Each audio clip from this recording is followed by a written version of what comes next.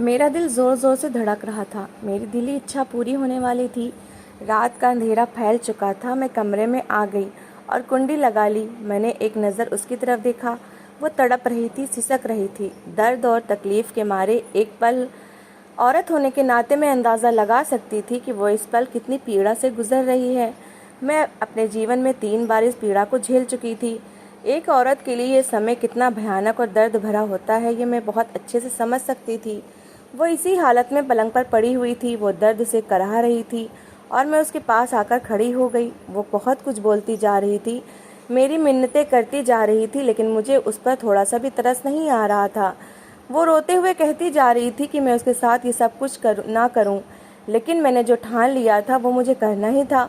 ये आखिरी मौका था इससे छुटकारा पाने का, और ये मौका मैं खोना नहीं चाहती थी। वो मेरे सामने तड़प रही थी, सिसक रही थी। धीरे धीरे मेरी आंखों के सामने उसने जान दे दी। तब जाकर मेरे दिल को कुछ सुकून आया और मेरी दिली इच्छा पूरी हुई। इससे पहले ही मैंने अपने बेटे को परदेश भेज दिया था ताकि मैं अपनी बहू से छुटकारा पा सकूं। लेकिन उसे नहलाते समय जब मैं मगरमच्छ के आंसू बहा रही थी और मेरे आंसू उसके चेहरे पर गिर गए, तो अचानक मैंने महसूस किया कि उसके शरीर में हरकत होने लगी। ये देखकर मैं दंग रह गई। मेरा छोटा सा घर रंग बिरंगी लाइटों से सजा हुआ था। सारे रंगों की रंग बिरंगी रोशनी बरामदे में फैली हुई थी। हर तरफ खुशी का माहौल था। गांव की लड़कियां ढोलक बजा रही थीं और गाना गा रही थीं। गांव की बाकी औरतें मेरे साथ बैठी हुई थीं और बातों में व्यस्त थीं। तकरीबन सभी लोग खुश थे और खुशी का माहौल था। काफ़ी अरसे के बाद गांव में होने वाली ये शादी सबके लिए खुशी की वजह थी, सिवाय मेरे।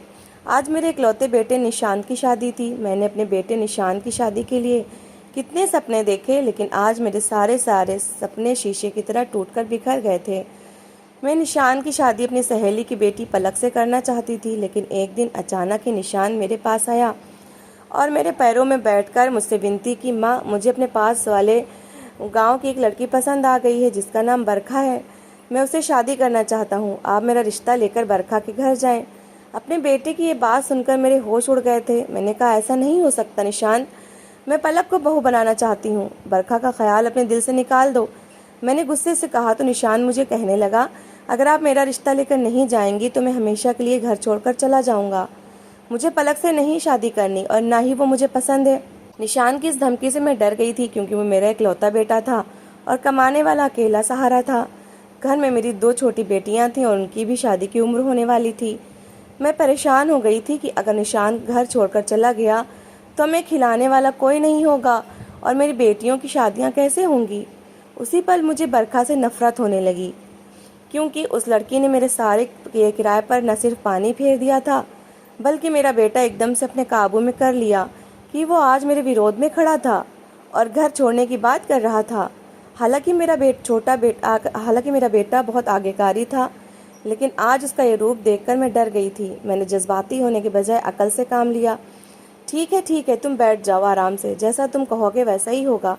मैं कल ही बरखा के घर तुम्हारा रिश्ता लेकर जाती हूँ। मैं फौरन उसकी बात मान चुकी थी, लेकिन मेरा दिल बरखा को स्वीकार करने के लिए तैयार नहीं था। दिल पर पत्थर रखकर मैं अगले ही दिन अपने बेटे का रिश्ता बरखा के लिए ले गई। उनका घराना बहुत सीधा सा था, बहुत गरीब थे वो। मुझे उन्हें देखकर बहुत उलझन हुई, क्योंकि मैं बिल्कुल भी गरीब घर की लड़की को बहू नहीं बनाना चाहती थी।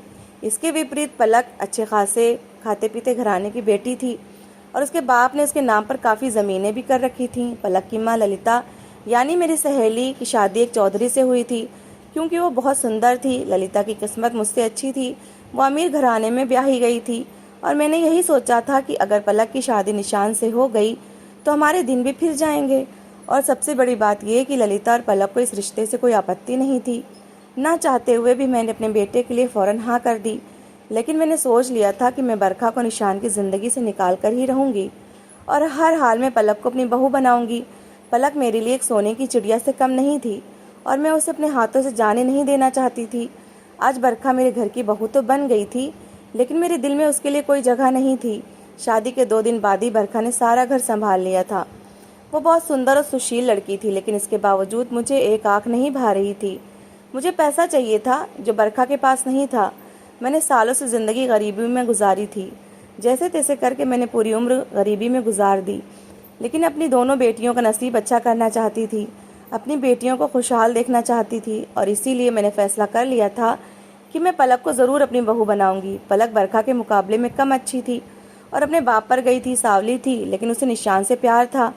बचपन से उसका ये प्यार मेरे लिए फ़ायदे में गया था। आंटी प्रॉमिस करें इस लड़की को घर से निकलवा कर रहेंगी।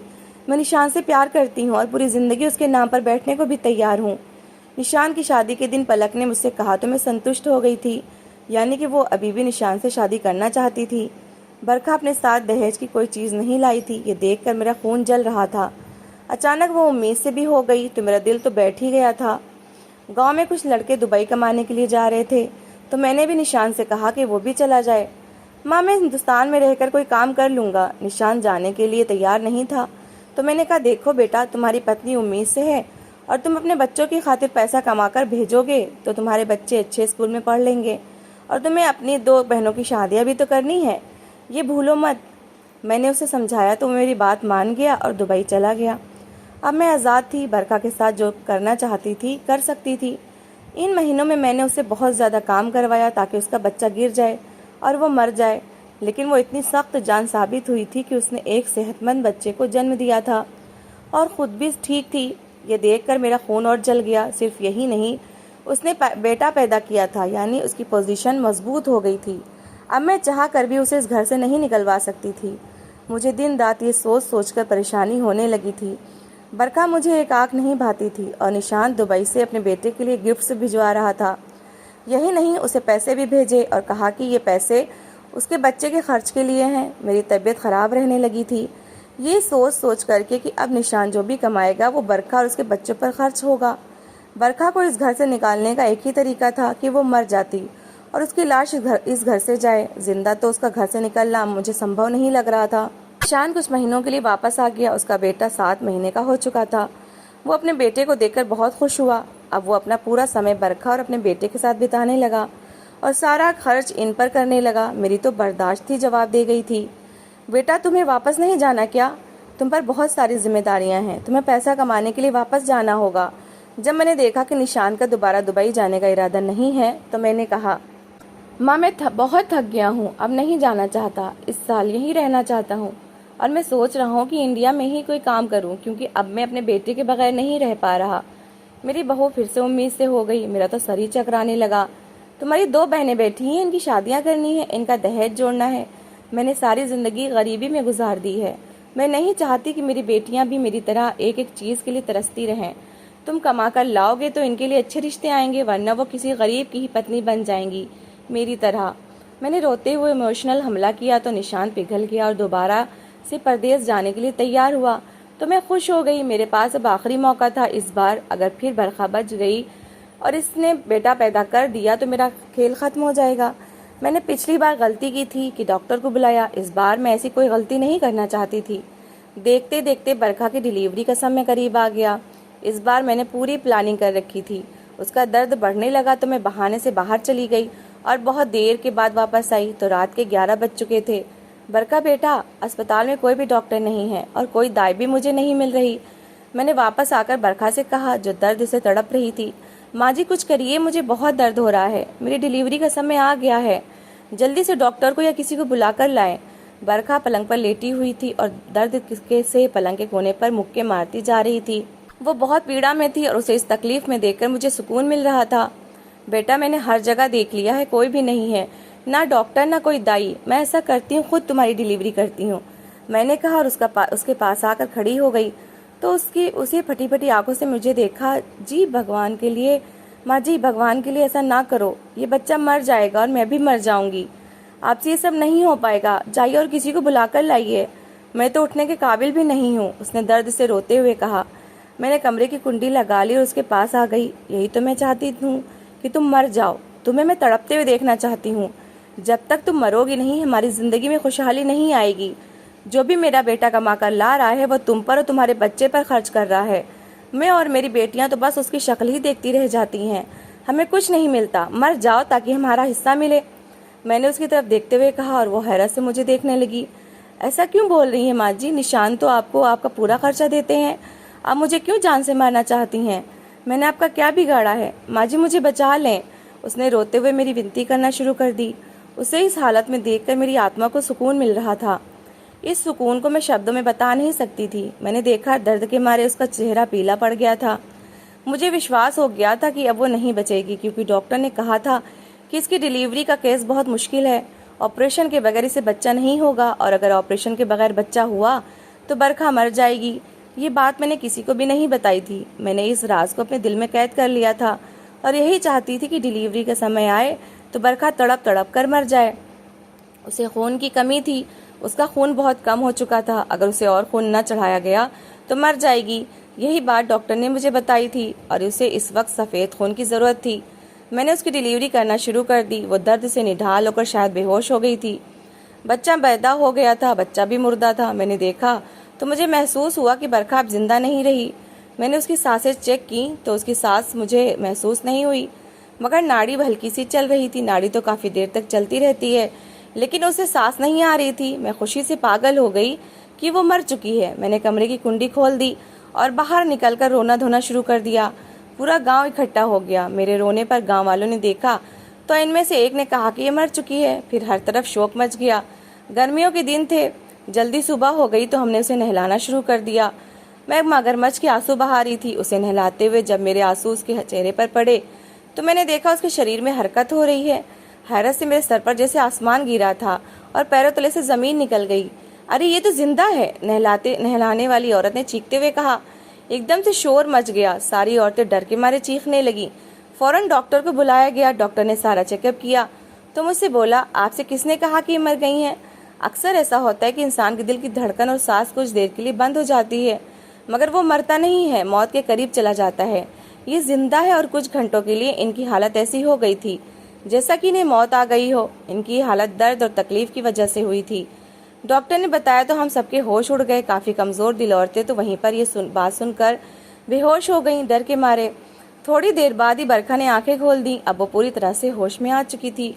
रात को ही निशांत को बरखा की मौत की खबर मिल गई थी और वो वहाँ से चल चुका था। थोड़ी देर में निशांत रोता हुआ आया तो सबने उसे खुशखबरी सुनाई कि उसकी पत्नी जिंदा है। अब मेरा परेशानी से बुरा हाल था, क्योंकि बरखा मेरा असली रूप देख चुकी थी। बरखा, तुम जिंदा हो? ये चमत्कार कैसे हो गया? निशांत ने उसके माथे को चूमते हुए कहा।